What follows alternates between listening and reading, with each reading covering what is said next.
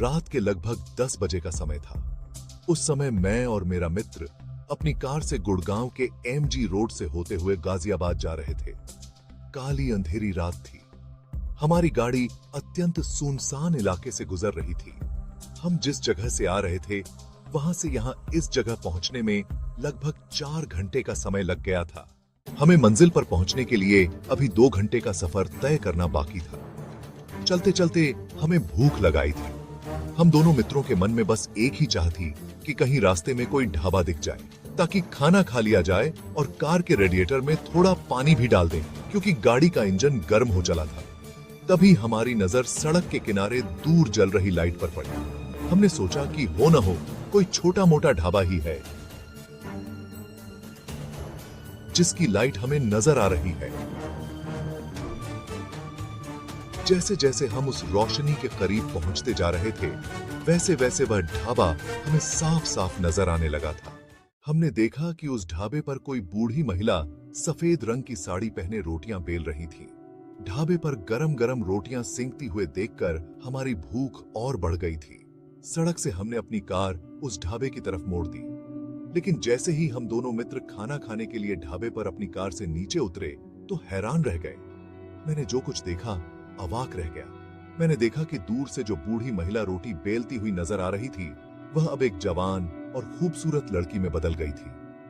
मैंने अपने मित्र को अपनी कोहनी मारते हुए धीरे से कहा, अरे अमिताभ भाई, जब हम इस लेडी को दूर से देख रहे थे तो यह बूढ़ी नजर आ रही थी, लेकिन पास आते ही वह बूढ़ी महिला खूबसूरत लड़की के रूप में कैसे बदल गई?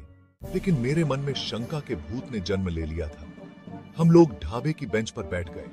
वह रोटियां बनाती हुई लड़की हमें देखकर मुस्कुरा रही थी। मेरा मित्र उस लड़की का खूबसूरत रूप देखकर पागल हुआ जा रहा था। मैंने सोचा जब तक वह लड़की खाना लेकर आए तब तक अपने मित्र की कही हुई बात को चेक करता हूं। यदि इसकी मां ढाबे में होगी तो वह भी अंदर ही कहीं होगी। मैं हाथ धोने के बहाने से ढाबे के उस ओर आगे बढ़ गया जहां से ढाबे का पूरा भीतरी हिस्सा देखा जा सकता था। लेकिन जब ढाबे के अंदर की ओर दाएं बाएं अपनी गर्दन घुमाकर देखा तो कहीं भी उसकी मां नजर नहीं आई। अब मेरा माथा ठनका कि इस सुनसान इलाके में एक अकेली सुंदर लड़की ढाबा कैसे चला रही है। मैंने वापस आकर अपने मित्र को बताया कि ढाबे के अंदर कोई नहीं है, उसकी बूढ़ी मां भी नहीं है। मेरी यह बात सुनकर मेरा दोस्त मुझे डांटने लगा कि तुम यहाँ इस ढाबे पर सीआईडी की तरह जांच पड़ताल करने आए हो या खाना खाने। इससे पहले कि मैं उससे कुछ कहता तभी उसके किसी मित्र का फोन आ गया। वह पूछ रहा था कि तुम लोग कहाँ हो। मेरे मित्र ने बताया कि हम लोग गुड़गांव के एमजी रोड पर हैं। जब उसने गुड़गांव के एमजी रोड का नाम सुना तो वह चौंका। उसने कहा कि इस रोड पर रात में गुजरना खतरे से खाली नहीं है। तुम अपनी गाड़ी से नीचे तो नहीं उतरे हो? इस पर मेरे मित्र ने कहा, हम लोग एक ढाबे पर रुके हुए हैं। तब उसके मित्र ने फोन पर फिर पूछा कि यह ढाबा कहाँ है।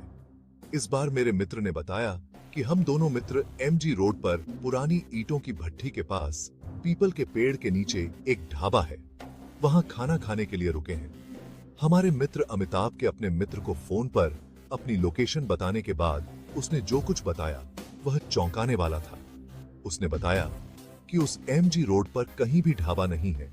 वहां ईंटों के भट्ठी के पास एक कब्रिस्तान अवश्य है जहां भूत भूतनियों के डरावने किस्से अक्सर सुने जाते हैं। मेरा मित्र यह सब सुनकर पसीने पसीने हो गया। उसे समझ में आ गया हम लोग इस समय किसी भूतिया स्थान पर हैं। उसने धीरे धीरे सारी बात मुझे बताई। मैंने अपने मित्र से कहा कि मैंने तुमसे पहले ही कहा था कि यहाँ कुछ दाल में काला है, लेकिन तुम तो उस भूतनी को आई लव यू बोलने को तैयार थे। हम दोनों मित्रों ने जान लिया कि अब आपस में बहस करके समय बर्बाद करने से कोई फायदा नहीं। कोई खतरा उत्पन्न हो उससे पहले ही यहाँ से भाग चलें। इससे पहले कि वह खूबसूरत भूतनी अपना भुतहा खाना लेकर हम तक पहुंचती। हम उठ खड़े हुए। अब तक रोटी सेंक रही उस भूतनी को भी इस बात का एहसास हो चुका था कि हमें उस ढाबे वाली लड़की के भूतनी होने की असलियत का पता चल चुका है। वह अब हम मित्रों की तरफ क्रोधित होकर देखने लगी। देखते ही देखते वह लड़की फिर से बुढ़िया बन गई। उसका चेहरा बहुत डरावना था। उसका कोयले से अधिक काला रंग था। अंदर की ओर धसी हुई आंखें थीं। नाक के स्थान पर केवल एक बड़ा छेद था। बड़े बड़े जानवरों की तरह कान और उसके बिखरे हुए लाल बाल थे। उसकी इस सतह खौफनाक भूतनी चिल्लाती हुई हमारी ओर बढ़ी, जैसे कि वह हमें कच्चा चबा जाएगी। मेरे मित्र ने गाड़ी पर बैठते ही गाड़ी स्टार्ट कर ली थी। मैं भी लपक कर कार में सवार हो गया। हम कार स्टार्ट कर तेजी से वहां से भाग निकले। बिखरे हुए लाल बालों वाली वह डरावनी भूतनी हमारी कार के पीछे लगभग आधा किलोमीटर तक दौड़ती रही। फिर उसने हमारा पीछा छोड़ दिया। अब हम दोनों मित्रों ने चैन की सांस ली और फिर गुड़गांव की एमजी रोड पर रात को न आने की कसम खाई।